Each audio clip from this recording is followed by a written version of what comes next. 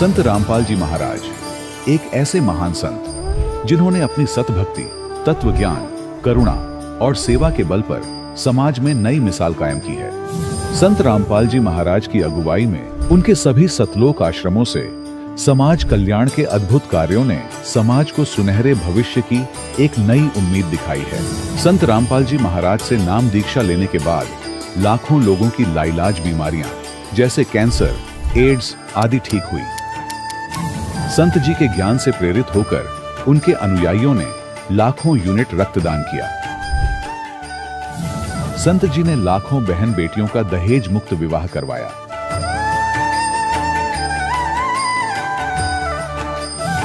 संत जी ने लाखों लोगों का नशा छुड़वाया, करोड़ों उजड़े परिवार बसे। संत जी के आश्रमों में समागम के दौरान निःशुल्क नेत्र चिकित्सा, दंत चिकित्सा प्रदान की जाती है। संत रामपाल जी महाराज द्वारा समय समय पर पर्यावरण संरक्षण के उद्देश्य से बड़े स्तर पर वृक्षारोपण किया जाता है। संत जी ने जरूरतमंदों को तत्काल राहत पहुंचाने के लिए एम्बुलेंस सेवा शुरू की।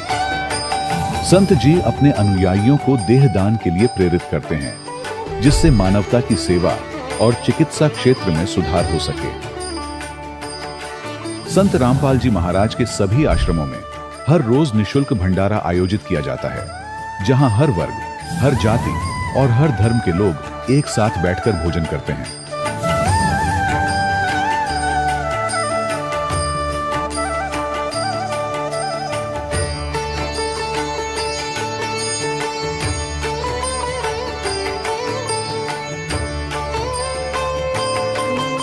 संत रामपाल जी महाराज की अन्नपूर्णा मुहिम ने गरीब और बेसहारा लोगों के जीवन में एक नई ऊर्जा और उम्मीद को जन्म दिया है।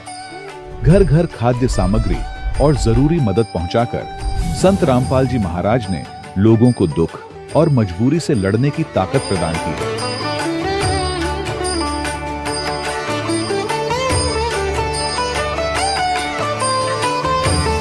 संत रामपाल जी महाराज द्वारा गरीब लोगों के लिए घर बनवाने का अद्भुत कार्य एक ऐसी मिसाल कायम कर रहा है जो सदियों सदियों संत जी की उदारता और दया भावना के तौर पर जाना जाएगा।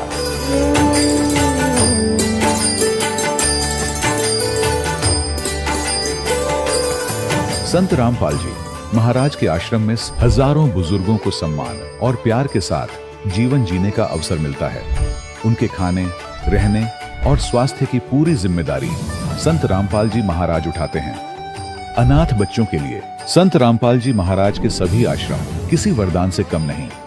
यहाँ उन्हें शिक्षा, संस्कार और भविष्य के लिए बेहतर अवसर प्रदान किए जाते हैं।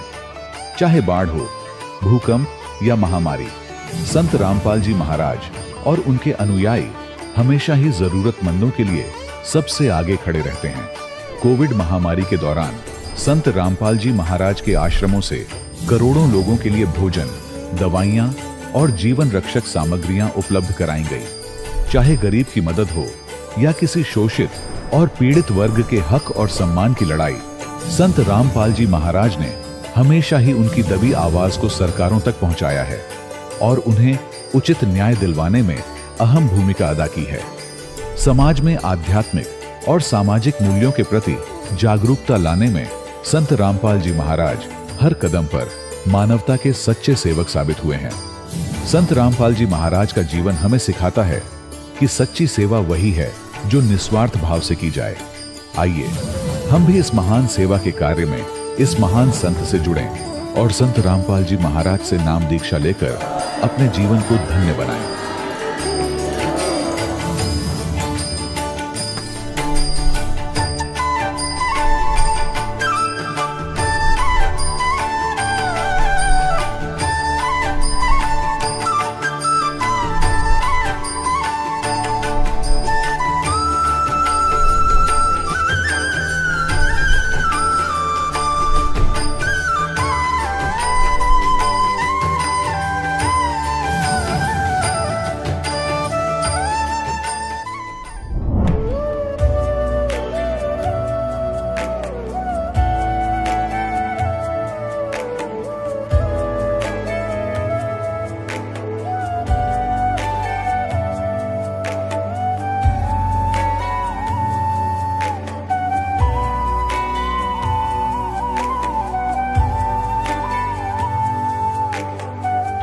ब्रह्मा का पिता है, कौन विष्णु की मां, शंकर का दादा कौन है, हमको दे बता। ये जानने के लिए कृपया सुनिए। जगत गुरु तत्वदर्शी संत रामपाल जी महाराज के अमृत वचन सर्व पवित्र धर्मों के पवित्र शास्त्रों के आधार पर। सत साहिब दर्शकों, ये कहानी है छत्तीसगढ़ के राजनांदगांव जिले की एक ऐसी महिला की जो असहनीय शारीरिक पीड़ा का सामना कर रही थी। इन्होंने अपनी शारीरिक पीड़ाओं से निजात पाने के लिए न जाने कहां-कहां उम्मीद लगाई, लेकिन हर जगह इन्हें निराशा ही हाथ लगी। आखिर इनके जीवन में चल रही परेशानियों से इन्हें कैसे छुटकारा मिला, और ये भी जानते हैं कि इन्होंने कैसे संत रामपाल जी महाराज से नाम दीक्षा ग्रहण की, और क्या नाम दीक्षा लेने के बाद इन्हें कोई लाभ प्राप्त हुए।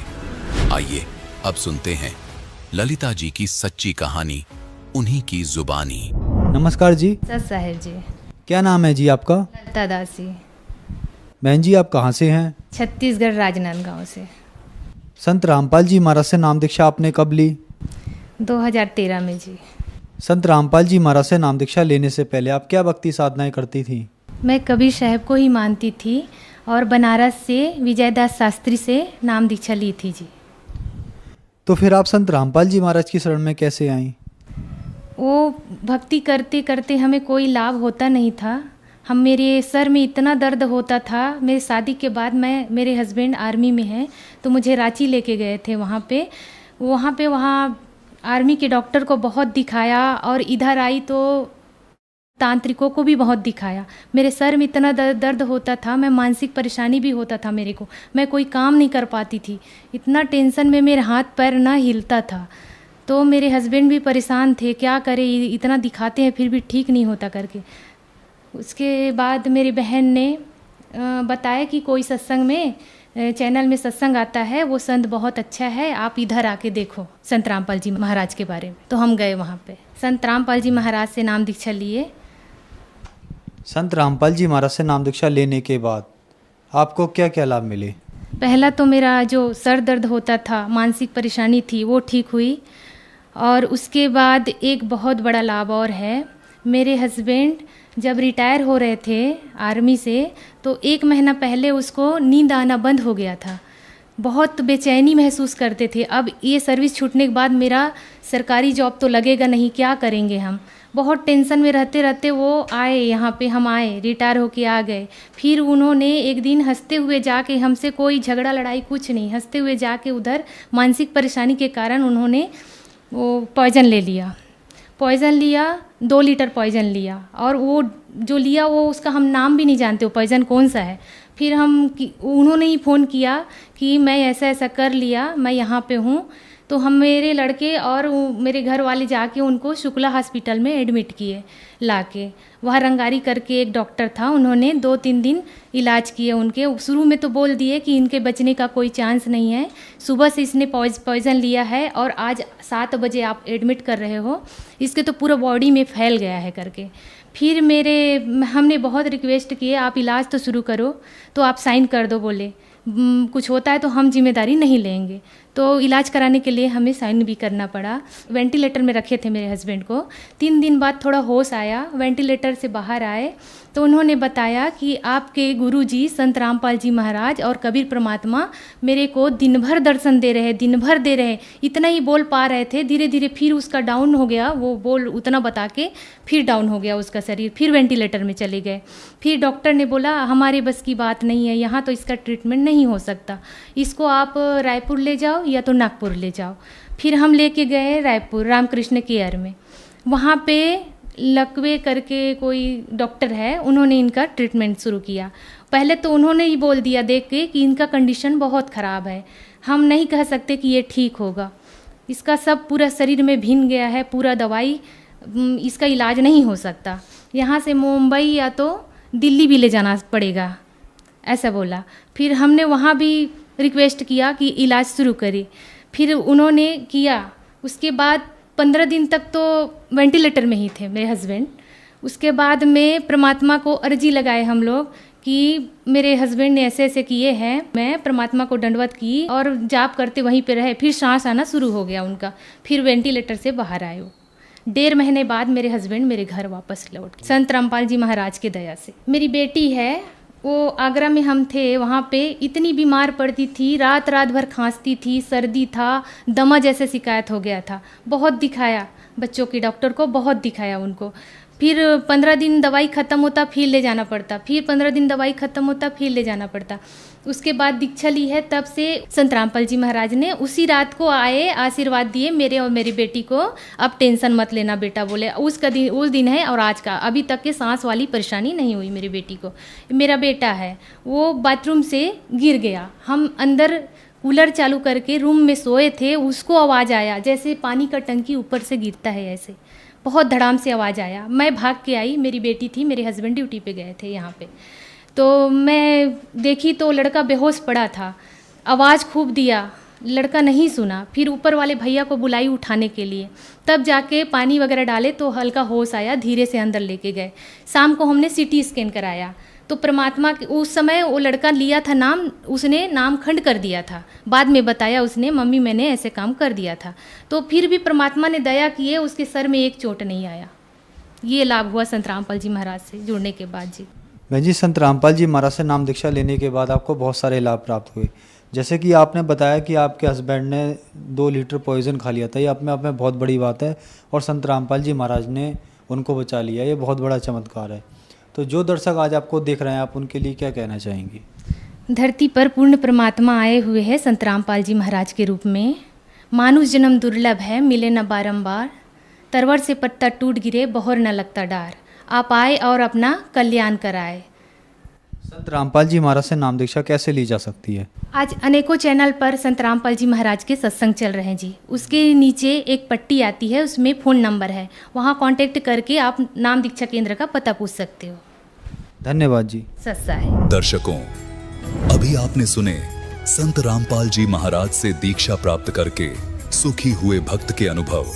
अब देखिए जगत गुरु तत्वदर्शी संत रामपाल जी महाराज के मंगल प्रवचन। आप प्रकृति देवी हो। भगवान शंकर भी कहते हैं कि हे माता, यदि भगवान विष्णु के बाद उत्पन्न होने वाले ब्रह्मा भी आपके पुत्र हैं, तो मैं तमोगुणी लीला करने वाला शंकर क्या आपकी संतान नहीं हुआ? अर्थात मुझे भी जन्म देने वाली तुम ही हो। और ये हमारे शंकराचार्य आचार्य, ये नकली गुरु ब्राह्मण है। ब्रह्मा विष्णु अजर और अमर हैं, सर्वेश्वर हैं, कोई माता पिता नहीं है। खाक पढ़ाए ने सदग्रंथों को, ये खाक टीचर थे जिसने सिलेबस का ज्ञान नहीं, मूर्ख बना रखा था हमारे। इस अज्ञान को हटाने के लिए स्वयं परमेश्वर आते हैं। चारों युग में मेरे संत पुकारे, को के कहा हम हेल रे, हीरे माणक मोती बरसे, ये जग चुगता ढेल रे। चारों युग में परमात्मा कहते हैं हम आए, और अच्छी आत्माओं को मिलते हैं, उनको तत्व ज्ञान से परिचित कराते हैं। फिर वो मुझसे परिचित होकर के वो महापुरुष भी मेरी महिमा को यथार्थ रूप में सुनाते हैं, लेकिन कोई सुनने वाला नहीं होता, क्योंकि अज्ञान घना होता है।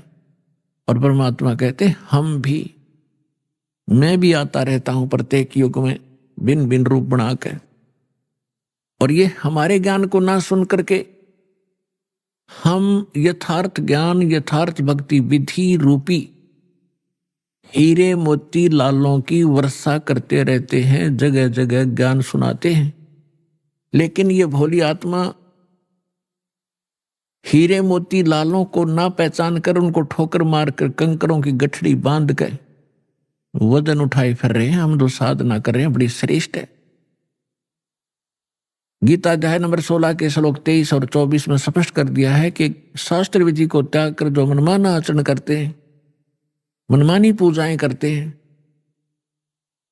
उनको न तो सुख होता है, न उनका कोई सिद्धि प्राप्त होती है, और न ही उनकी गति होती है। फिर साधना करते किस लिए? अब जैसे जितने भी हमारे धर्म गुरु हिंदू धर्म के क्या नाम देते, ओम नमः शिवाय, ओम नमो भगवते वासुदेव, हरे कृष्ण राधे राधे, श्याम मिला दे, राम राम हरे हरे, सहस्रनामा विष्णु जी का। और घने चतुर और घने सुपीरियर मानते हो, कहते हो ओम ओम, बस ओम सबसे बड़ा नाम। तो पुण्यात्माओं,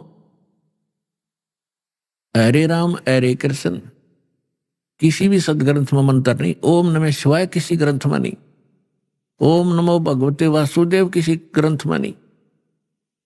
जो शास्त्र अनुकूल साधना है वो परमेश्वर ने स्वयं आकर बताई है और अपनी उन प्यारी आत्माओं को बताई है, और उनको थोड़ी हिदायत दे दी थी कि जब तक इस कलयुग के अंदर ये बिचली पीढ़ी का समय नहीं आवे, इसको डिस्क्लोज ना करना, लिख देना। लिख रखी सभी महापुरुषों ने अपने अमृतवाणी में एफिडेविट लिख रखे हैं कि हम ये जाप करा करते हैं, ये मंत्र श्रेष्ठ है, इसी से मोक्ष संभव है।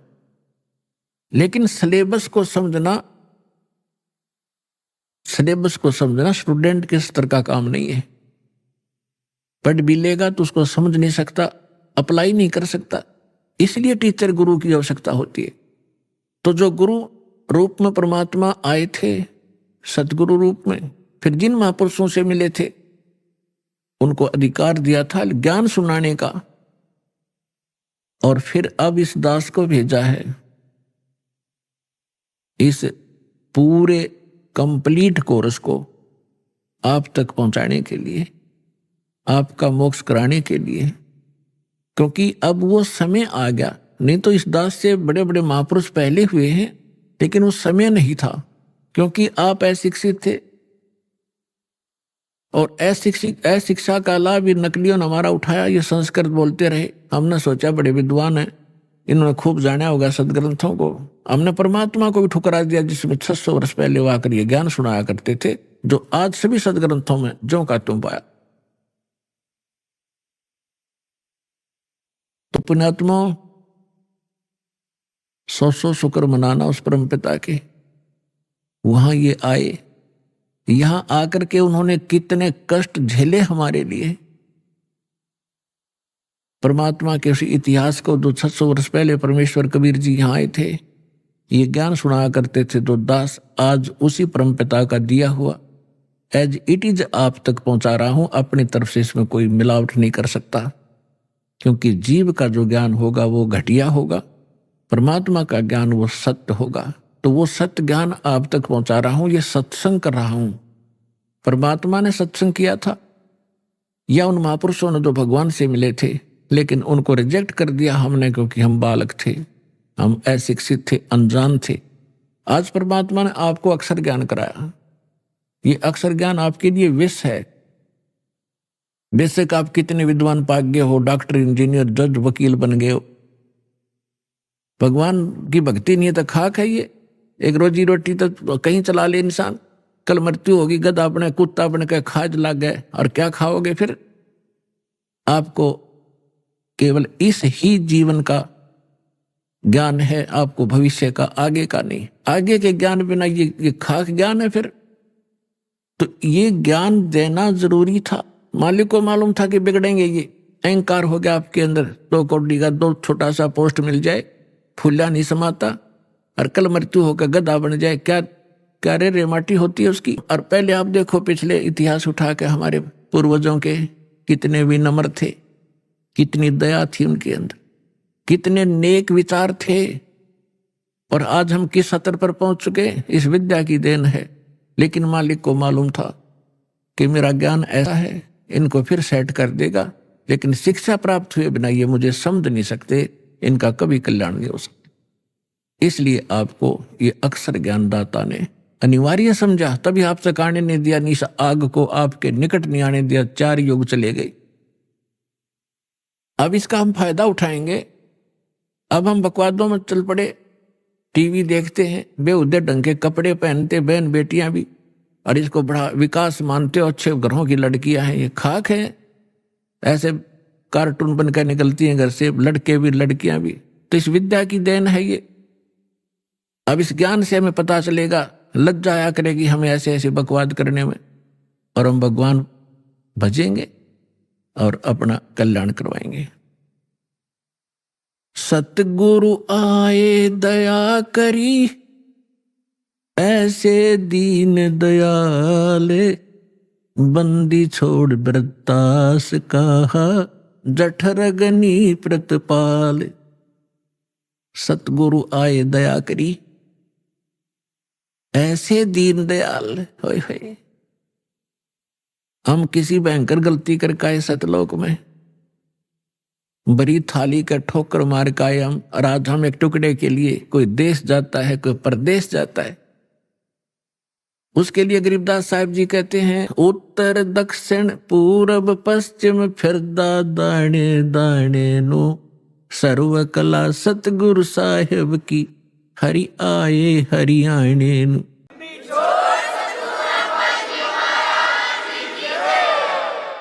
अपने आत्माओं, जो गुरु बचन पर डट गए कट गए फंद 84 के,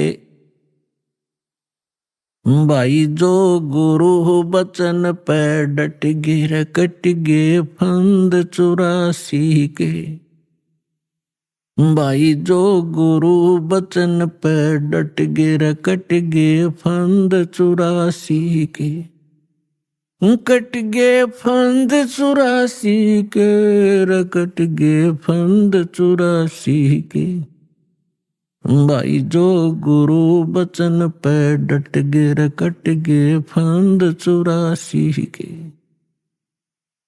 वस्तु मिली ठोड़ की ठोड़ मिट गई, मन पापी की दौड़। वस्तु मिली ठोर की ठोड़ मिट गई, मन पापी की दौड़। ये भरम मिटे मथुरा काशी के, भरम मिटे मथुरा काशी के, भाई जो गुरु बचन पे डट गए कट गए फंद 84 के। पुणात्मा, गुरु का वचन पालन करना इस भक्ति मार्ग में अति अनिवार्य है। और गुरु केवल वही ज्ञान और वही आदेश देता है जो आपके हित में होते हैं। एक भक्त कह रहा था जी, उसने कभी प्रश्न किया होगा, दास को तो इतना ध्यान नहीं रहता क्योंकि लाखों की संख्या में एक महीने में भक्त मिलते हैं। 5 वर्ष पहले उसने दीक्षा ली थी। वो कह रहा था जी मैं अमेरिका जाने की तैयारी कर रहा हूं। तो उसने अभी बताया, कहने लगे जी आप ये बोले कि भाई आड़े यही अमेरिका बना दूंगा जब तू विश्वास करेगा तो वो आज बता रहा था जी मुझे ऐसे दया कर दी दाता ने, समय पर टूक नहीं था, कर्जा सिर पर बहुत गना था, आज सारा सुख दे दिया और यहीं पर बढ़िया काम चला दिया। तो पुण्यात्माओं, गरीबदास साहब जी कहते हैं, पूर्व पश्चिम उत्तर दक्षिण तू फिरदा दाने दाने नु, पर सर्व कला सतगुरु साहिब की, हरि आए हरियाणे नु। मालिक ने पहचान कर धक्के खाते फिरते हो तुम, लगो एक बार भक्ति पर, सारे सुख दे और मोक्ष भी देगा आपको।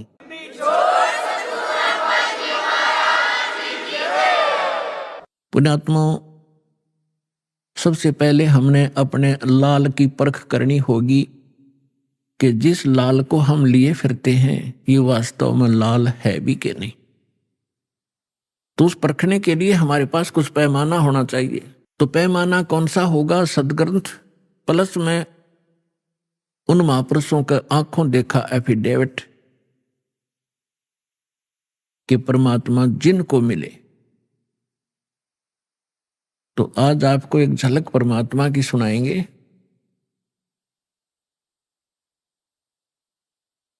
परमेश्वर कबीर जी के प्रगट के विषय में बहुत सी भ्रांतियां समाज में इन नकलियों ने फैला रखी है।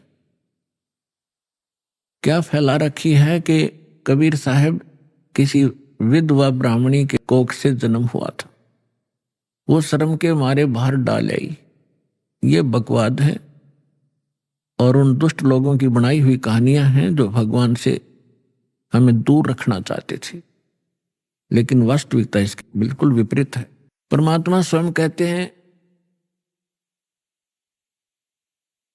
अवधू अवगत से चला आए, मेरा कोई भेद मर्म ना पाया।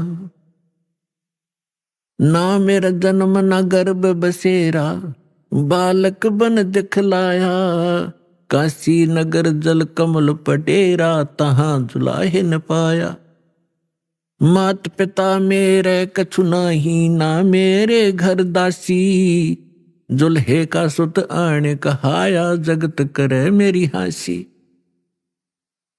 स्वयं परमात्मा ने आके बताया कि मेरे कोई मात पिता नहीं थे,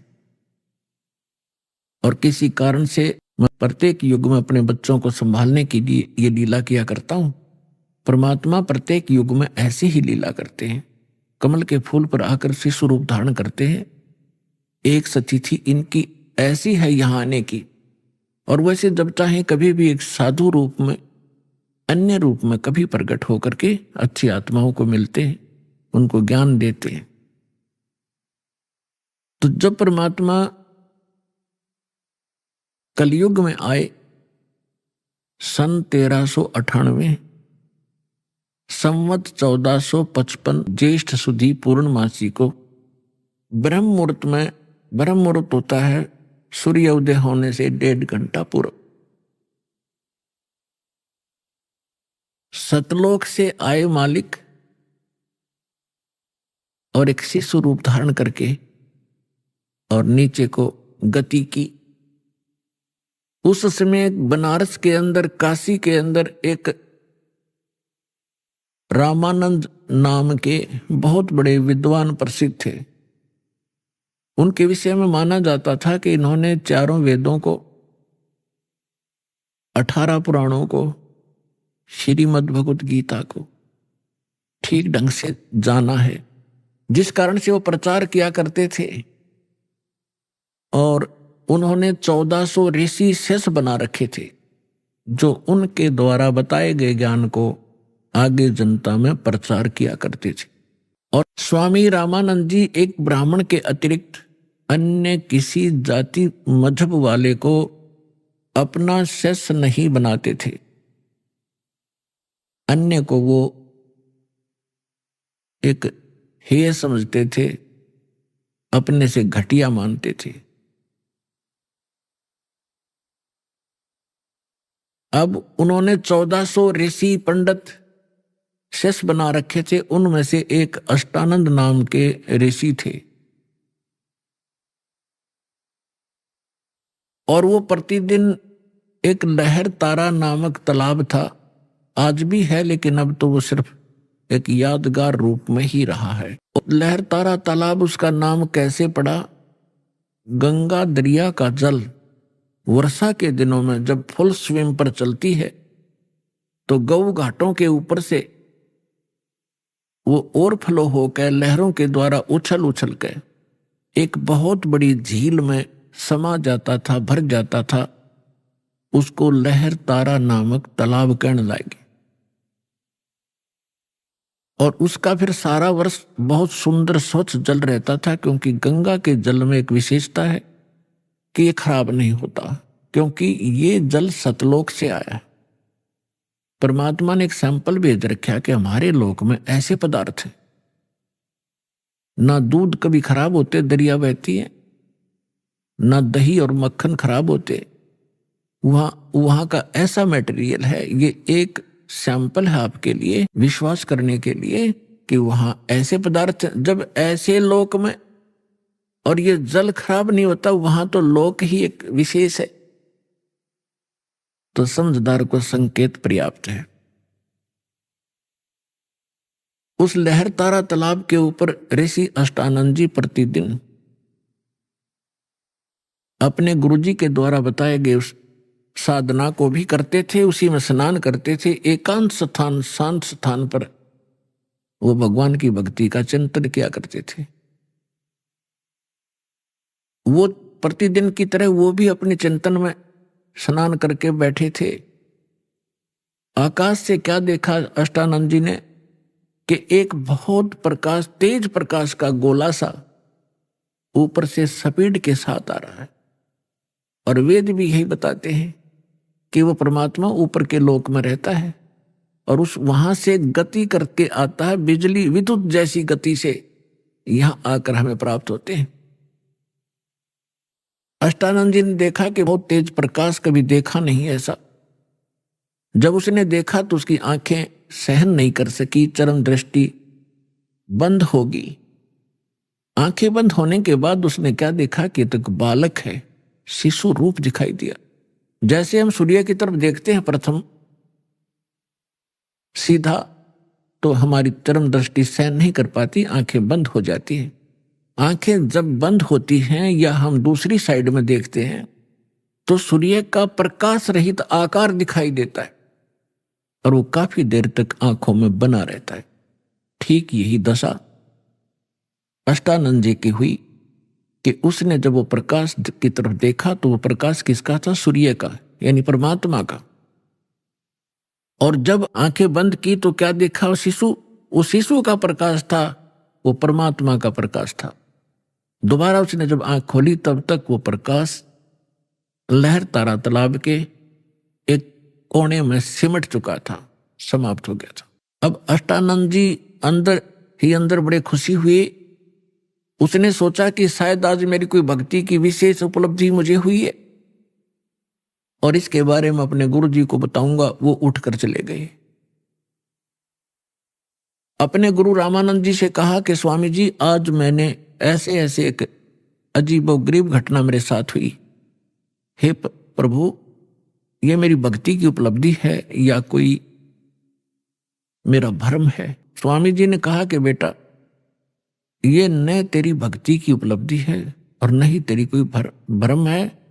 ऐसी लीला उस समय होती है जब ऊपर के लोक से कोई परम शक्ति या देवता लोग यहां पृथ्वी पर आकर के जन्म लेते हैं। किसी मां के गर्भ में प्रवेश किया होगा उन्होंने। ये तारे से जब टूटते हैं तो उसने बताया कि ऐसे लक्षण हैं। और वो कुछ दिनों में यहां इस काशी बनारस में किसी मां से जन्म लेकर के वो दिव्य शक्ति अपना कोई कार्य करने के लिए ऊपर के लोकों से आते हैं। अब जितना स्वामी जी ने ज्ञान था अपने शिष्य का समाधान किया, शिष्य संतुष्ट हुआ। अब इन ऋषि महर्षियों ने वही भगवान देखे हैं जो मां से ही जन्म लेते रहे। श्री राम, श्री कृष्ण और बाकी 18, 25, 2, 8, 9 जो बताते हैं, ये ऐसे आते हैं। लेकिन ये भगवान वो है जो कभी मां से जन्म नहीं लेता, सबके जन्मदाता है, सबके विधाता है। उधर से नीरू और नीमा नाम के 2 पति पत्नी थे मुसलमान। वो उसी जन्म में वो ब्राह्मण थे। गौरी शंकर पुरुष का नाम था, सरस्वती उसकी पत्नी का नाम था। गौरी शंकर भगवान शंकर के बहुत ज्यादा उपासक थे और नेक आत्मा ब्राह्मण थे। अन्य ब्राह्मण रोजी रोटी के लिए, निर्वाह के लिए मिसगाइड करते थे, दक्षिणा आदि कुछ अटपट करके ग्रहण करते थे। तेरा पितर ऐसे रुष्ट हो गया है, इतने पैसे चढ़ा दे, ऐसा पाठ करवा दे। वो ऐसा नहीं करता था। वो केवल शिव जी की कथा सुनाते थे शिव पुराण से, और जो भी उसकी दक्षिणा आती थी अपने निर्वाह के लिए रखकर बाकी शेष भंडारे में लगाते थे। तो उनके अनुयायी बहुत अच्छे तरह परिचित थे कि बिल्कुल निष्पक्ष कथाएं करते हैं, निस्वार्थ कथाएं करते हैं, जिस कारण से उनकी काफी प्रसिद्धि काशी में हो रही थी। और अन्य जो नकली ब्राह्मण थे रोजी रोटी वाले, वो उससे घनी ईर्ष्या करते थे कि ज्यादा लोग इनको पसंद करने लगे, हमसे दूर होते जा रहे हैं। इस बात से मुसलमान काजी, मुल्ला, पीर खूब परिचित थे कि गौरी शंकर से अन्य जो धर्म गुरु हैं ब्राह्मण, ये अक्षुब्ध हैं और ये हिंदू धर्म का प्रचार घना कर रहा है। इसलिए उन्होंने बाई फोर्स गौरी शंकर सरस्वती को मुसलमान बना दिया। मुसलमान कैसे बना दिया? अपना जूठा पानी करके गली में खड़ा होकर और उनके ऊपर फेंक दिया, उनके कपड़े में फेंक दिया और उनके मुंह में डाल दिया। तो अन्य जो ब्राह्मण थे वो तो इसी दाव में थे। किसी दिन यूं फंसे, सबने मुनादी करा दी, गौरी शंकर मुसलमान बन गया है, उसको जाति से डाल दिया है, उसका गंगा में स्नान करना बंद कर दिया है। अब सारे हिंदू उनसे बाइकाट कर गए, तो वो विवश हुआ। उनका नाम रख दिया नूर अली गौरी शंकर का और नियामत रख दिया उसकी पत्नी नीमा का, नियामत। तो इस प्रकार फिर अपभ्रंश करके उनको नीरू और नीमा कहने लगे।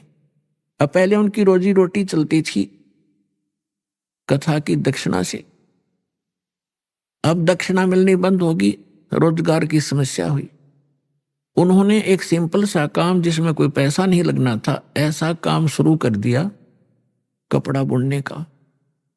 और समय के बीत जाने पर उनको जुलाहा कहने लगे। नीरू नीमा निसंतान थे, उनका कोई संतान नहीं थी। 60-62 साल की उम्र उनकी हो चुकी थी। भले ही वो मुसलमान बन गए थे, लेकिन भगवान शंकर को दिल से भुला नहीं पाए थे। कोई भी आपत्ति आती थी या कोई विशेष कसक होती थी, भगवान शंकर को ही वो याद किया करते थे। भले ही वो मुसलमान रीति को भी निर्वाह कर रहे थे, उसको भी चल रहे थे। अपने आत्मा उनको संतान नहीं थी। अब जो उस समय एक ऐसी धारणा समाज में फैला रखी थी नकली ब्राह्मण गुरुओं ने कि जिसका संतान नहीं वो सबसे निकम्मी आत्मा है, उसकी सुबह सुबह दर्शन भी नहीं होने चाहिए। तो जिस कारण से जिनका संतान नहीं होती थी वो खूब समझते थे कि सामने वाला बाइकाट कर गया, गली बदल गया, रास्ता चेंज कर गया। मुझे देखकर वो बहुत कुड़ कर अपना जीवन व्यतीत किया करते थे। यानी संसार की परंपरा से उस व्यक्ति को जिसके संतान नहीं है वह सबसे मनहूस माना जाता था। और भगवान के अध्यात्म ज्ञान के आधार से वो परिवार, वो दंपति, वो पति पत्नी एक नंबर के हंस और पुण्यात्मा होते हैं। पुण्यात्मा का मतलब है कि उनका फाइनल मैच होता है जय सतगुरु मिल जाता है। वो उनका कहीं किसी से अब लेन देन नहीं रहा, ना पुत्र का ना पुत्री का संस्कार शेष है। और यदि उनको सतगुरु मिल जाए, भक्ति ठीक कर लें, उनका बेड़ा पार तुरंत हो जाए उसी जीवन में। अब ये ना समझना कि जिनका संतान है वो पुण्यकर्मी नहीं है, नहीं, जिनको सतगुरु मिल गए मनुष्य जीवन में दोनों ही पार हैं, दोनों ही पुण्यकर्मी प्राणी।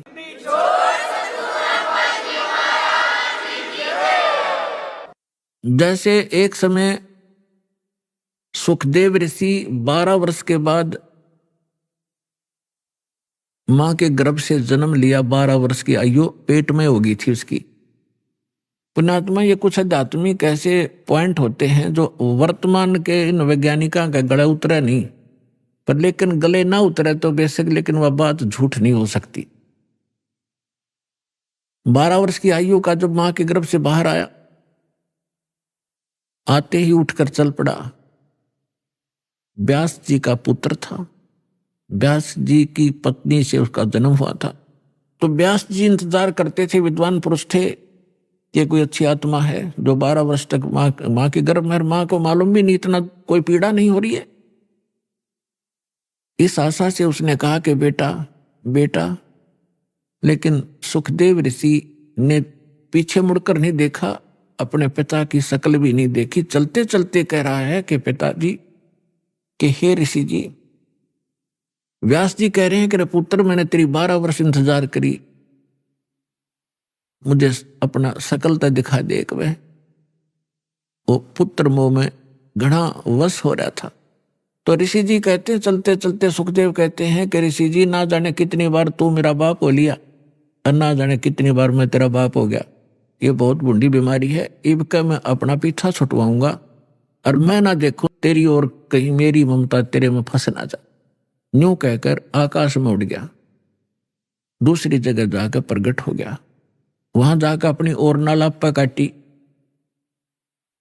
कहने का भाव ये है, फिर सुखदेव ऋषि ने कहा था कि एक लेवा एक देवादूतम, कोई किसी का पिता नहीं पूतम। ये ऋण संबंध जुड़ा एक ठाठा, अंश में सब 12 बाट। ये तो एक दूसरे का संस्कार है, कोई देने आ रहा है, कोई लेने आ रहा है। जैसे आज हम संस्कार बढ़ा रहे हैं, कोई रिश्वत लेता है, आज वो रिश्वत ले रहा किसी से 1 लाख 1.5 लाख रुपए, अगले जन्म में वो दामाद बनकर लड़की भी ले जाएगा और वो पैसे भी लेगा। बिरान माटी होगी फिर हमारी नो, फिर या गधा बनकर देना पड़ेगा, किसी की भैंस बनकर देना पड़ेगा, फिर दूध नहीं दे उसके इंजेक्शन लाओगे, दे लट्ठा लठरेंगे। तो अपने इस संस्कार को हम अब खत्म करेंगे।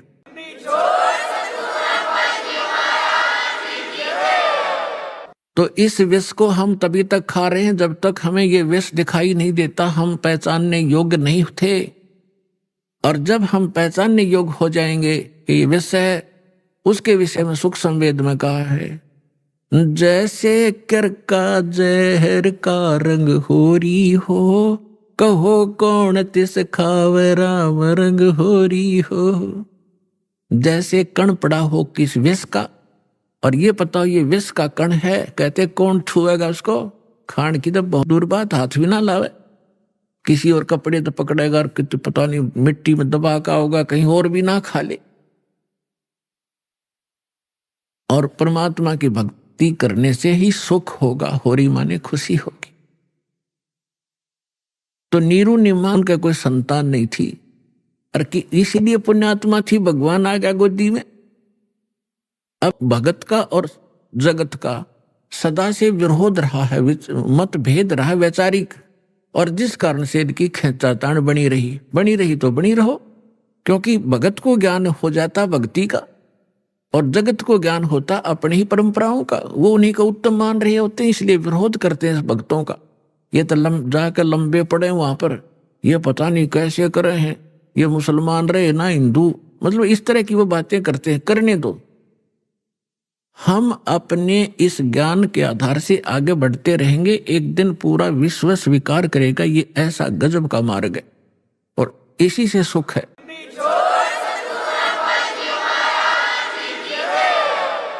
पुण्यात्माओं, ये भक्ति युग आ गया। अभी तक हमने बतेरी बकवाद कर ली। एक बार दास गोवा के अंदर गया हुआ था, गोवा एक स्टेट है समुद्र के किनारे, वहां दूसरे देश को हम विकसित देश मानते हैं। अभी आपने सुने संत रामपाल जी महाराज के मंगल प्रवचन। आइए अब सुनते हैं संत रामपाल जी महाराज से नाम दीक्षा लेकर सतभक्ति करके अद्भुत लाभ प्राप्त करने वाले अनुयायी के विचार। दर्शकों, क्या बिना सच्चे गुरु के परमात्मा की प्राप्ति संभव है? हमारे शास्त्र स्पष्ट कहते हैं, बिना सच्चे गुरु के यह असंभव है। ऐसी ही एक कहानी है यमुनानगर, हरियाणा की सोनिया सैनी जी की, जिन्होंने शिव जी, साईं बाबा, लक्ष्मी जी की भक्ति के साथ 16 सोमवार के व्रत भी किए। पर ऐसा क्या हुआ जो इन्होंने तमाम भक्ति साधनाओं को छोड़कर संत रामपाल जी महाराज से नाम दीक्षा ग्रहण की? दर्शकों, आइए सुनते हैं सोनिया सैनी जी की ये अद्भुत कहानी, उन्हीं की जुबानी। जी नमस्कार। नमस्कार सर। क्या नाम है जी आपका? सोनिया सैनी। सोनिया जी, कहाँ से आए हैं आप? यमुनानगर से। संत रामपाल जी महाराज से नाम दीक्षा लेने से पहले आप क्या भक्ति साधनाएं करते थे? संत रामपाल जी महाराज से दीक्षा लेने से पहले हम जैसे हिंदू परंपरा के अकॉर्डिंग सभी देवी देवताओं की भक्ति करते थे। मैं शिव भगवान में ज़्यादा आस्था रखती थी शुरू से ही, बचपन से ही, मतलब जब से मैंने होश संभाला था, आप लगा लो 5-6 साल से ही मैं शिव भगवान जी को काफ़ी मानती थी, उनकी बहुत पूजा आराधना करती थी। और जैसे छोटे से ही मैंने शुरू कर दिया था व्रत रखना। सोमवार के मैं व्रत रखती थी और व्रत रखते टाइम जैसे 16 सोमवार कर दिया, उसके बाद हम जैसे भोजन खिलाते थे, गरीबों को भोजन खिलाते थे। मैं खुद अपने हाथ से ही, जैसे मम्मी की हेल्प से हम बनाते थे, वो खिलाते थे। उसके बाद क्या हुआ, शिव भगवान को की भक्ति करते करते धीरे धीरे क्या हुआ, जैसे सीरियल वगैरह में हम देखते हैं तो माता रानी का हमने देखा, माता रानी वैष्णो माता का हमने देखा, तो वैष्णो माता का हमने खूब किया, बहुत शुरू कर दिया कि मैं एक फ़ोटो फ़ोटो लेके आई वैष्णो माता की। वैष्णो माता गई थी मैं, जब मैं 8th स्टैंडर्ड में थी, 8वीं कक्षा में पढ़ती थी तब। तो मैं वैष्णो माता की एक मूर्ति लेके आई थी, तो वहाँ से भी हम उसकी बहुत पूजा करती थी, बहुत भक्ति की मैंने वैष्णो माता की, व्रत भी किए मैंने। फिर क्या हुआ, जैसे हम और होता है हमारे समाज में, जैसे सभी देवी देवताओं को मानते हैं, तो मैंने क्या किया, साईं बाबा को भी हमने बहुत माना, मतलब उनकी बहुत भक्ति करते थे। जब हम कॉलेज टाइम में थे, कॉलेज जाती थी तो मतलब काफ़ी डिस्टेंस है हमारे गांव से, जो कॉलेज है सिटी है वहाँ तक, लेकिन फिर भी हम मतलब घबराते नहीं थे, जाते थे और वहाँ पे भी बहुत पूजा करते थे, सेवा करते थे। फिर उसके बाद जैसे क्या हुआ, आ गया कि हाँ भाई जो लक्ष्मी जी हैं उनके भी व्रत रखने चाहिए। तो मन में आस्था थी, हाँ भाई भगवान मिले, चाहे वो कैसे भी मिले, किसी भी रूप में मिले, बस ये था कि भगवान मिले। तो लक्ष्मी जी को भी हमने व्रत करना शुरू कर दिया। जैसे किसी ने बोल दिया कि हाँ अभी आप लक्ष्मी का भी करो, तो लक्ष्मी जी के व्रत करने हमने शुरू कर दिए। सोनिया जी, हमारा सवाल यहाँ पर यह है कि आपकी एक खोज थी भगवान पाने की, तो क्या संत रामपाल जी महाराज से जुड़ने के बाद आपकी वो खोज पूरी हुई? देखिए, करते थे काफ़ी पूजाएं की, तो क्या हुआ, हमारी रिश्ता तय हुआ। जो संत रामपाल जी महाराज जी के शिष्य थे, उनके घर में हमारे रिश्ता तय हुआ। तो उन्होंने क्या किया कि हमें एक पुस्तक दी, ज्ञान गंगा।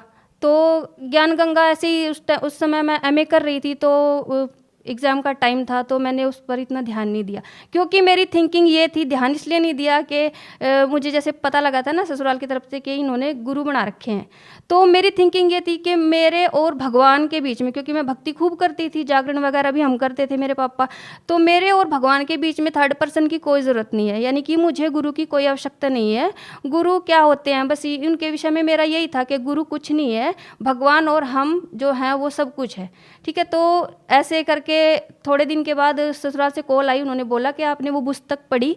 तो हमने कहा नहीं, हमें टाइम नहीं मिला, नहीं पढ़ी। तो उन्होंने कहा उसको एक बार पढ़ो। तो हमने कहा वो मोटी है, हम क्या पढ़े, उसमें से कुछ समझ तो आता नहीं। तो उन्होंने बोला कि आप ऐसा करो, सृष्टि रचना उसमें से पढ़ो।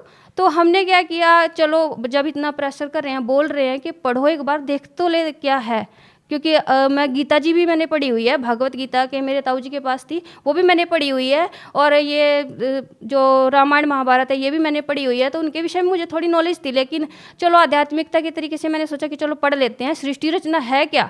तो मैंने उसमें से सृष्टि रचना पढ़ी। सृष्टि रचना पढ़ने के बाद में मुझे ज्ञान हुआ कि हाँ हम कौन है, कहाँ से आए हैं, ठीक है, और हमारा क्या उद्देश्य है। आज तक मुझे ये नहीं पता था कि हम कौन है, कहाँ से आए हैं। तो उसके थ्रू जैसे मुझे पता लगा कि सृष्टि रचना पढ़ते पढ़ते ही मेरी आंखों से आंसू आए। तो मैंने किया कि यस, ये कबीर जी ही गॉड है, परमात्मा है, और हम तो आज तक जो है अंधेरे में थे। ऐसे करके परमात्मा की दया से मुझे, संत रामपाल जी महाराज की दया से मुझे वो ज्ञान हुआ। नहीं तो बताते हैं ना कि गुरु बिना ज्ञान नहीं होता, वाकई ये बात सच है कि गुरु बिना ज्ञान नहीं होता है। और मैं इसी गलतफहमी में थी कि नहीं यही सब कुछ है, जो हम पूजा करते हैं यही सब कुछ है, लेकिन नहीं, ऐसा कुछ नहीं है। जो भी हम भक्ति करते हैं उसके लिए कोई बेस होना चाहिए, और हमें यही नहीं पता था कि हम क्या पूजा कर रहे हैं क्या नहीं।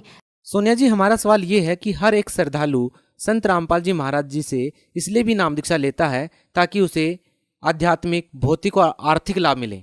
हम आपसे ये जानना चाहेंगे कि क्या आपको संत रामपाल जी महाराज से नाम दीक्षा लेने के बाद लाभ मिले? हाँ जी, बहुत लाभ मिले हैं, क्योंकि वो सच्ची भक्ति है, उससे मुझे बहुत लाभ मिले हैं। सबसे पहले तो संत रामपाल जी महाराज ने, मतलब जैसे मैंने प्रथम नाम लिया था तुरंत उसके बाद ही मैं आश्रम में गई हुई थी। मेरे हाथ में इसमें एक गांठ थी, तो इसको ये काफ़ी सालों से थी, 6-7 सालों से थी, जब से मैंने होश संभाला था, मतलब तब से थी ये मेरे हाथ में।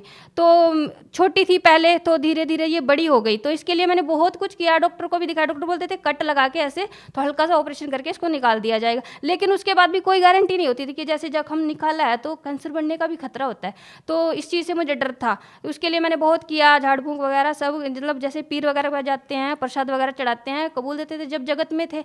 लेकिन क्या हुआ, जैसे ही संत रामपाल जी महाराज दीक्षा ली, 4 महीने ही मुझे हुए थे, मैं आश्रम में गई हुई थी, तो अचानक ही परमात्मा ने मेरी ये रसोड़ी गायब कर दी। तो ये मेरे लिए बहुत बड़ा चमत्कार था, ठीक है, कि मेरी ये रसोड़ी जिसके लिए मुझे इतना वो करना पड़ा, ये परमात्मा ने ठीक कर दी।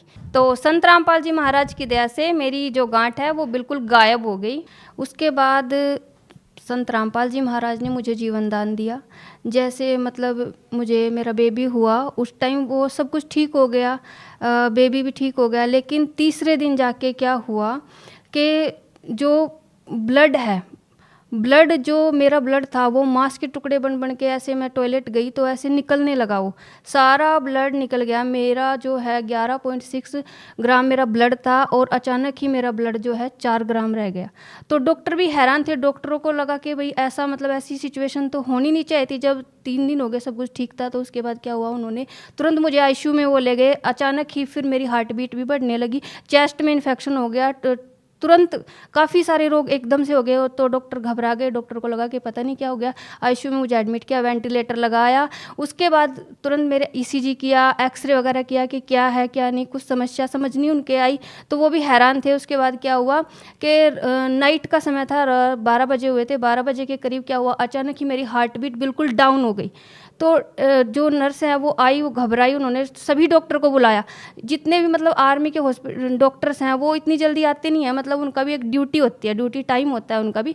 लेकिन क्या उन्होंने उनको कॉल किया, सभी आए, 10-12 टीम आई। वो हैरान हो गए कि इसको हुआ क्या, अचानक की हार्ट बीट डाउन कैसे हो गई है। उनको ये हुआ कि अब ये शायद बचेगा नहीं पेशेंट, लेकिन उन्होंने भी पूरा जोर लगाया, उन्होंने पूरा जो ट्रीटमेंट था वो सब किया। उसके बाद भी उनको लगा कि ये पेशेंट नहीं बचेगा। फिर क्या हुआ, परमात्मा जो संत रामपाल जी महाराज थे वो साथ थे। मुझे सब कुछ दिखाई दे रहा था, मुझे ये था एक पैरालाइज की तरह हो जाते हैं ना, ऐसा मेरे हाथ पैर हिल नहीं रहे थे, लेकिन क्या है सुनाई दे रहा था, सब कुछ दिखाई दे रहा था, हिल नहीं पा रहा। तो मालिक संत रामपाल जी महाराज जी ने जो हमें मंत्र जाप दिया है वो किया, उनकी कृपा से सब ठीक हुआ, मतलब मुझे जीवन दान मिला है। और ये बात डॉक्टर्स ने भी मानी है कि आप किसी की शरण में थे इसीलिए आप जो है बचे, नहीं तो हमारे बस की ये बात नहीं थी कि आपको बचा पाएँ। तो ये लाभ मुझे मिला। तो उसके बाद क्या हुआ कि जैसे मुझे इंजेक्शन लगते थे, थाई में मुझे इंजेक्शन लगते थे और एंटीबायोटिक दी जाती थी, तो मुझे बड़ी रोना आता था इस चीज़ से कि मेरे साथ ऐसा क्यों हुआ। तो जबकि मैं संत रामपाल जी महाराज की शरण में हूँ तो फिर भी मेरे साथ मतलब ऐसी सिचुएशन क्यों हुई। तो मालिक से ऐसा क्वेश्चन, संत रामपाल जी महाराज से मेरे मन में अंदर ही अंदर एक क्वेश्चन आता था कि ऐसा क्यों हो गया जबकि मैं शरण में थी। फिर उसके बाद दोष आ गया मन में, तो क्या हुआ, उधर से हम तेलंगाना से यहाँ आ गए हरियाणा, तो यहाँ आके हमने नाम शुद्ध कराया। नाम शुद्ध कराने के जस्ट बाद 1 महीना बाद ही संत रामपाल जी महाराज मेरे सपने में आए। सपने में आप ये लगा लो कि जैसे होता है ना कि जागृत अवस्था भी है और सपना सा भी है, ऐसे आए। उन्होंने मुझे सब कुछ दिखाया, मेरा जैसे ही मेरी डेथ हो चुकी है ऐसे उन्होंने मुझे दिखाया संत रामपाल जी महाराज ने। और ऐसे उन्होंने बताया कि बेटा अब तुझे मतलब तेरे अंदर तो ये है कि ये किया, मतलब तुझे दुख क्यों हुआ, लेकिन तुम्हें नहीं पता था कि बेटा ये तुम्हारी मृत्यु थी। उन्होंने बिल्कुल क्लियर मुझे दिखाया कि ऐसे मैं मरी हुई हूँ, मरी ऐसे परमात्मा संत रामपाल जी महाराज आए, उन्होंने मुझे आशीर्वाद दिया, उनके आशीर्वाद से मुझे जीवन दान मिला। उन्होंने मुझे क्लियर सब कुछ दिखाया टोटली। और वो बच्चा भी जैसे कोई आई, एक माई जैसे सपने में ही आई एक लेडीज, उन्होंने बच्चे को मेरे साथ दिया और उन्होंने बोला कि देखो तुम बड़े की शरण में हो, तुम बड़े भगवान की शरण में हो, इसलिए तुम्हें जीवन दान मिल गया और तुम्हारी जगह मैं अब जा रही हूँ। वो बच्चे को दे के मुझे गई और मेरे को बोली कि इस बच्चे का ध्यान रखना। तो ऐसे मुझे संत रामपाल जी महाराज ने ये प्रूफ कराया कि हाँ बेटा तेरी मृत्यु थी और तुझे ऐसे बचाया गया। उसके बाद क्या हुआ कि जैसे मुझे थोड़ा समस्या हुई सर्वाइकल की, तो डॉक्टर्स के पास मैं गई, उन्होंने बोला कि आपको सर्वाइकल है, ऐसे पेन होता था मुझे। तो दवाई उन्होंने दी, दवाई से कोई आराम नहीं लगा क्योंकि दवाई मुझे पहले रिएक्शन करती थी। तो संत रामपाल जी महाराज से मैंने प्रार्थना की कि मालिक अगर संत रामपाल जी महाराज अगर आपके ही बच्चों को मतलब ऐसा होने लग जाए तो फिर आम जनता की तो क्या बात। तो संत रामपाल जी महाराज से जैसे ही प्रार्थना की तो नेक्स्ट डे ही वो मेरा सर्वाइकल बिल्कुल ठीक हो गया और मैं तकिया भी लेती हूँ, कोई दिक्कत नहीं। जबकि डॉक्टर ने बोला आप कभी तकिया मत लेना, लेकिन मैं लेती हूँ आराम से, कोई दिक्कत नहीं है। उसके बाद क्या हुआ कि मेरी रीढ़ ये हड्डी है, जो एडी की हड्डी है वो बढ़ गई। उसके लिए भी मैंने काफ़ी दवाएं की, यमुनानगर हॉस्पिटल में भी की, कमांड हॉस्पिटल में भी की। वो क्या करते थे, पेन किलर दे देते थे, लेकिन उससे कोई आराम नहीं होता था। ठीक है, और वो चलता रहा, कई महीने चलता रहा। उसके बाद डॉक्टर बोले आपकी जो हड्डी है इसमें इंजेक्शन लगाना पड़ेगा। अब इंजेक्शन से मुझे मतलब ये था कि नहीं मैं नहीं लगवाऊंगी। तो फिर संत रामपाल जी महाराज के चरणों में अरदास लगाई कि संत रामपाल जी महाराज ऐसे ऐसे हो गया। तो परमात्मा संत रामपाल जी महाराज का उत्तर है कि बेटा कोई बात नहीं, भगवान दया करेंगे।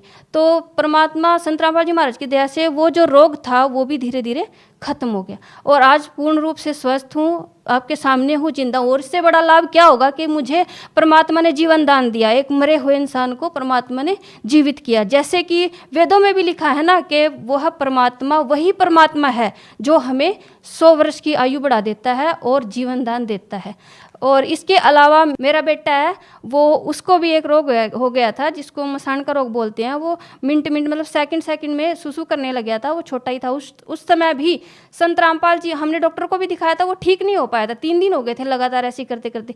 तो संत रामपाल जी महाराज से प्रार्थना की, जैसे ही प्रार्थना की वैसे ही वो रोग एकदम खत्म हो गया। ये देखकर मेरे जो कज़न आई हुई थी वो भी हैरान थे कि मैंने उनके सामने ही दवाएं को फेंका के देखो अब मैं फेंक रही हूँ दवाएं और अब देखना मेरे संत रामपाल जी महाराज इसको कैसे ठीक करते हैं। और वैसा ही हुआ, मेरे संत रामपाल जी महाराज जी ने उस रोग को भी बिल्कुल ठीक कर दिया। तो मेरे जो पापा हैं वो ड्रिंक करते थे, तो उसकी वजह से हम काफ़ी परेशान रहते थे, घर में लड़ाई झगड़े होते रहते थे, मम्मी के साथ भी मारपीट हो जाती थी उनकी। और हम जैसे एजुकेटेड हैं तो हमें भी थोड़ा लगता था कि हम इतने एजुकेटेड हैं और हमारे जो पापा हैं वो ड्रिंक कर रहे हैं तो समाज में क्या संदेश जाएगा। हम अपने पापा को समझाते भी थे लेकिन वो नहीं, मतलब उनको लगता नहीं था कि हाँ भाई छोड़ पाऊँगा मैं। ये दिन क्या हुआ, पापा ने खूब झगड़ा किया, मम्मी को भी मार दिया। तो हम डिसाइड कर लिया कि अब बहुत हो गया, तो अब हम चलेंगे। तो हमने क्या किया, मेरे पापा दुर्गा जी को मानते थे, तो हमने क्या किया, गीता उठाई और संत रामपाल जी महाराज की बुक उठाई और गीता उनके पास गए, उनको समझाया। तब मेरे पापा जी को समझ आया। उसके बाद उन्होंने धीरे धीरे ज्ञान सुनना शुरू कर दिया, सत्संग देखना शुरू कर दिया। तो उन्होंने नाम दीक्षा ले ली और आज वो ठीक हैं, कोई ड्रिंक नहीं करते हैं। ऐसे ही मेरे ससुर जी थे, वो भी ड्रिंक करते थे। धीरे धीरे वो भी हमको देख कर उन्होंने भी ड्रिंक करना छोड़ दिया। और आज मतलब जो फैमिली है उसमें ऐसा माहौल है, जैसे बोलते हैं ना परमात्मा के संत रामपाल जी महाराज बताते हैं कि सतलोक जैसा माहौल है। आप क्या कारण मानते हैं कि आपने अन्य संतों से नाम दीक्षा लेकर के इतनी सारी भक्ति की फिर भी आपको कोई लाभ नहीं मिला? क्या कारण मानते हैं? ये कारण ये है कि वो जो साधनाएं थी वो शास्त्र के विरुद्ध थी, यानी कि वो हमारा मनमाना आचरण था। जैसे किसी ने बोल दिया कि आप क्या शिव के व्रत रख लो, आप विष्णु के व्रत रख लो, आप ये कथा कराओ, वो कराओ आप, तो वो हमारा मनमाना आचरण था, उससे लाभ तो होना ही नहीं था क्योंकि वो शास्त्र के विरुद्ध साधना थी। सोनिया जी, आपने एक बहुत बड़ा प्रश्न ये खड़ा कर दिया है कि जो साधनाएं आप पहले कर रहे थे वो शास्त्र के विरुद्ध थी। ये आप कैसे बोल सकते हैं और आपके पास क्या प्रमाण है? ये ऐसे बोल सकते हैं क्योंकि जो हमारी गीता जी है, गीता जी में स्पष्ट लिखा हुआ है कि 16 के 23 श्लोक में कि जो शास्त्र विरुद्ध को त्याग कर मनमान आचरण करते हैं उनकी ना तो गति होती है ना उनको कोई सुख प्राप्त होता है। ठीक है, इसलिए जब गीता जी में ही हमारे लिखा हुआ है तो और वेदों में भी लिखा हुआ है कि ये जो मनमाना आचरण है, इस मनमाने आचरण से कोई भी लाभ व्यक्ति को नहीं मिलता है। ठीक है, जब हम संत रामपाल जी महाराज की शरण में आए, उन्होंने हमें बताया, ये सब ज्ञान कराया, तब हमें पता लगा कि हाँ शास्त्र के अनुसार साधना क्या होती है, तत्वदर्शी संत कौन होते हैं और उन्हीं से दीक्षा लेने से हमें पूर्ण लाभ और पूर्ण मोक्ष की प्राप्ति होगी। जैसे गीता अध्याय 17 के श्लोक नंबर 23 में लिखा हुआ है कि ओम तत्सत इति निर्देश है, यानी कि जो ओम तत्सत है वही भक्ति की सही विधि है और जो इस ओम तत्सत के भेद को बताएगा वही तत्वदर्शी संत है। और तत्वदर्शी संत की और भी पहचान, जैसे 15 के श्लोक 1 से 4 में लिखा हुआ है, जो उल्टे लटके हुए संसार रूपी वृक्ष को बता देगा वही तत्वदर्शी संत होगा। तो तत्वदर्शी संत वर्तमान में संत रामपाल जी महाराज है, उन्हीं से हमने नाम दीक्षा ली, तभी हमें लाभ हुआ और फायदे हुए। आप भगत समाज को क्या संदेश देना चाहेंगे? भगत समाज को मैं यही संदेश देना चाहती हूँ कि संत रामपाल जी महाराज पूर्ण संत हैं, पूर्ण गुरु हैं, उनकी शरण में आइए, इनसे नाम दीक्षा लीजिए और अपना कल्याण करवाइए, क्योंकि मानुष जन्म दुर्लभ है, मिले ना बारंबार, तरवर से पत्ता टूट गिरे, बहुर न लगता डार। जो श्रद्धालु संत रामपाल जी महाराज से नाम दीक्षा लेना चाहते हैं वो उनसे कैसे जुड़ सकते हैं? आप YouTube पे जाइए, स्पिरिचुअल लीडर संत रामपाल जी महाराज, ये सर्च कीजिए आप, वहाँ पे जाके संत रामपाल जी महाराज के सत्संग देखिए। सत्संग के नीचे जो पिक्चर डिस्प्ले होती है उस पर कॉन्टैक्ट नंबर दिए जाते हैं, उन कॉन्टैक्ट नंबर पर आप कॉन्टैक्ट कीजिए, आपको आपके नज़दीकी नामदान सेंटर का पता बता दिया जाएगा। जिस भी ज़िले में जहाँ पर भी आप रहते हैं तो आप वहाँ जाकर नाम दीक्षा ले सकते हैं। जी धन्यवाद। धन्यवाद सर।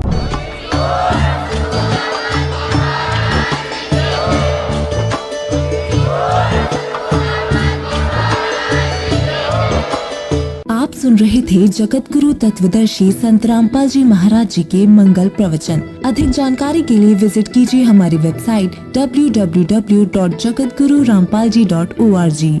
संत रामपाल जी महाराज जी के शुभ आशीर्वाद से पूरे विश्व भर में 500 से भी ज्यादा नाम दीक्षा केंद्र हैं, जिन पर संत रामपाल जी महाराज जी द्वारा ऑनलाइन निशुल्क नाम दीक्षा दी जा रही है। अपने नजदीकी नाम दीक्षा केंद्र का पता करने के लिए संपर्क करें 8222880541।